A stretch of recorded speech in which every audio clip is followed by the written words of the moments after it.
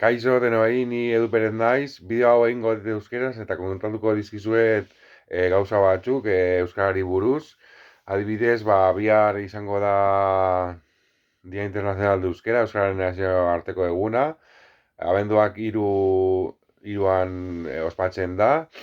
Horrela esango dizuet, bideo hau egiten dut euskeraz. Saiatzen ari naiz euskeraz hitz egitea.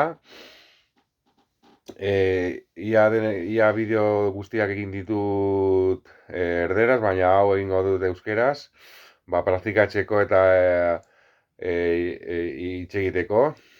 Ni Euskal Herrian bizi naiz, ea nola geratzen den.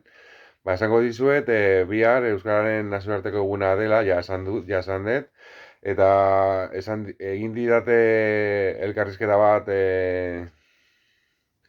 Goierriko hitzako egunkarirako,